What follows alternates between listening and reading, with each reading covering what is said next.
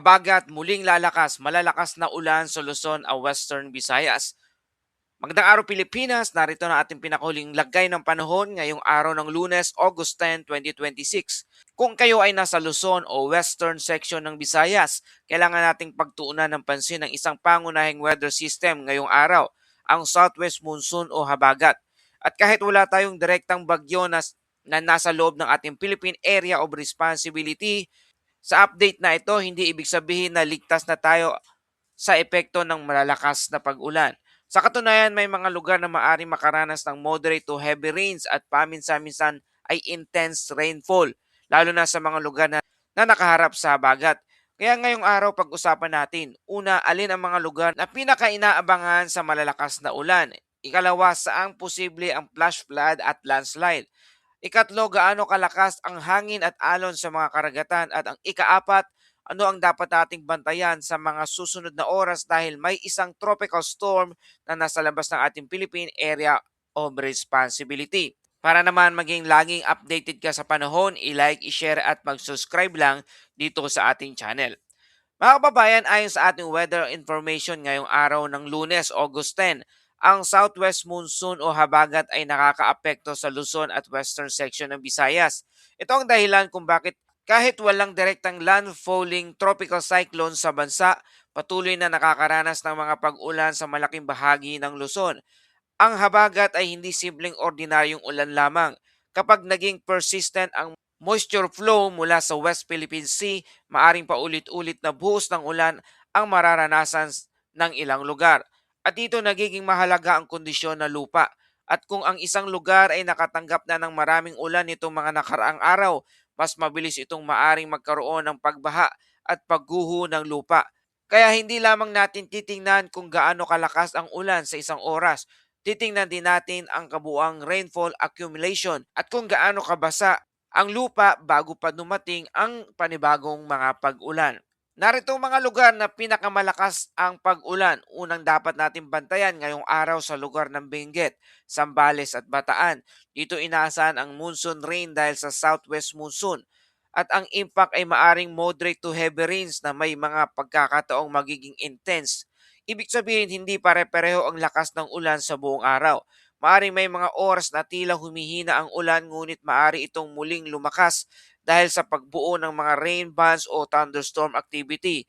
At kapag nagpapatuloy ang malalakas na pag-ulan sa kabundukan at sa mga mababang lugar, tumataas ang posibilidad ng flash flood at landslide.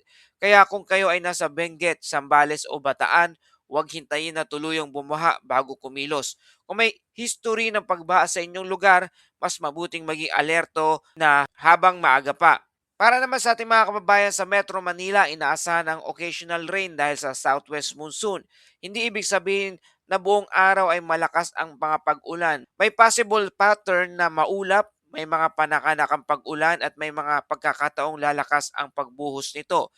Kasama rin sa forecast ang Ilocos Region, ang natitirang bahagi ng Cordillera Administrative Region, Nueva Vizcaya, Tarlac, Nueva Ecija, Pampanga, Bulacan, Rizal, Cavite, Batangas, Oriental Mindoro at Occidental Mindoro. Ang mga lugar na ito ay maaring makaranas ng occasional rain na maaring maging moderate to heavy rain. At muli kapag biglaan ang malakas na pagbuhos ng ulan, posible ang flash flooding lalo na sa flood-prone areas. Ngayon, bakit dapat maging alerto sa Central Luzon?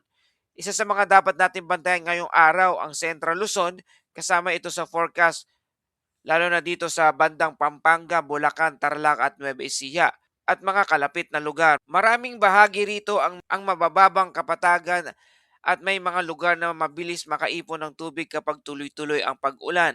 Kaya nga kung nasa Central Luzon kayo, particular na kung malapit sa mga ilog, drainage, channel, low-lying communities o mga lugar na dati nang binabaha, huwag baliwalayin ang mga thunderstorm at rain alerts dahil ang isang maikling panahon ng intense rainfall ay maaring magdulot ng mabilis na pagtaas ng tubig.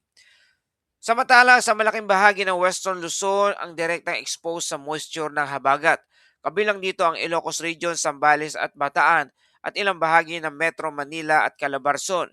Kaya kung mapapansin ninyo na mas madalas ang mga pag-ulan sa western side ng Luzon, Hindi ito nakapagtataka. Ang southwest wind ay nagdadala ng moisture mula sa dagat patungo sa kalupaan. Kapag nadadagdagan ito ng terrain o local atmospheric condition, maaring lumakas ang rainfall activity.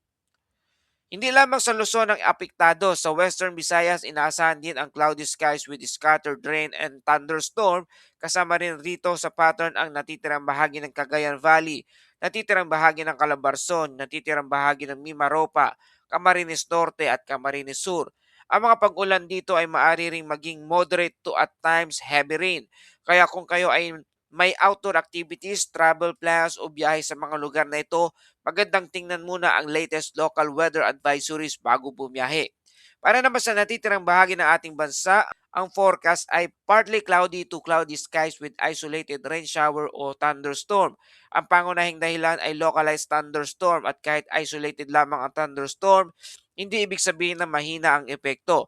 Kapag tumama ang isang severe thunderstorm sa inyong lugar, maaari itong magdala ng malalakas na pagbuhos ng ulan, pagkidlat at malalakas na pagbugso ng hangin at localized flooding. Kaya ang rule ngayong araw, kapag may thunderstorm, huwag basta-basta baliwalain dahil isolated lamang ito sa forecast.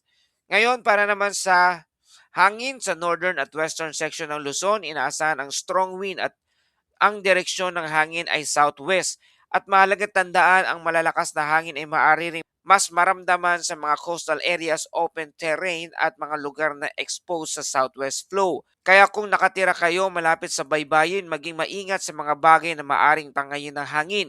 Isecure ang mga light materials, suriin ang bubong at kung may mga outdoor objects, madaling matangay, mas mabuting ipasok o itali ng maayos. Ngayon naman, isa sa pinakamahalagang bahagi ng ating ulat para sa ating mga kababayang mangingisda, ang kondisyon ng karagatan. Sa northern at western section ng Luzon, inaasahan ang rough seas na may alon na 2.8 hanggang 4 meters ang taas. Ang 4 na metro para sa malilit na bangka ay hindi ito basta ordinaryong alon. Kapag may kasamang malakas na southwest wind at malalakas na alon, maaring maging mas mahirap ang paglalayag at mas mataas ang panganib sa maliliit at light vessels. Kaya sa mga mangisda at operators ng mga demotor na bangka, huwag ipagsapalaran ang biyahe kung hindi ligtas ang kondisyon. Sa natitirang bahagi ng Luzon, inaasahan ang moderate to strong wind mula southwest. Ang coastal waters ay maaring maging moderate to rough seas na may alon mula 1.5 hanggang 3.4 metro ang taas. Ibig sabihin, hindi lamang Western Luzon ang kailangan mag-ingat. May mga coastal areas din sa ibang bahagi ng Luzon na maaring makaranas ng mas maalon na karagatan. Sa Visayas at Mindanao, ang hangin ay moderate to strong wind mula south to southwest at ang coastal waters ay maaaring moderate to rough seas na may alon na 1.2 hanggang 3.1 metro ang taas. Para sa mga maliliit na sasakyang pandagat, mahalaga pa rin ang pag-iingat dahil hindi lamang taas ng alon ang dapat titingnan, mahalaga rin ang lakas at direksyon ng hangin, visibility, thunderstorm at kondisyon ng mga mismong vessels. Ngayon, may bagyo pa ba sa labas ng ating Philippine Area of Responsibility? Ito ang isang detalye na dapat nating bantayan. Merong tropical storm na Peilu ang pangalan na nasa labas ng ating Philippine Area of Responsibility na may lokasyon ito na 2,515 kilometers east of extreme northern Luzon. Nataglay ang maximum sustained wind na 65 kilometers per hour at may pagbugso na umaabot sa 80 kilometers per hour. At gumagalaw ito pa east-south-eastward sa bilis na 25 kilometers per hour. Napalayo pa nito sa ating bansa kaya sa ngayon hindi ito pangunahing weather threat sa bansa. Ang mas immediate na concern natin ay ang southwest monsoon at ang mga ulan na dala nito.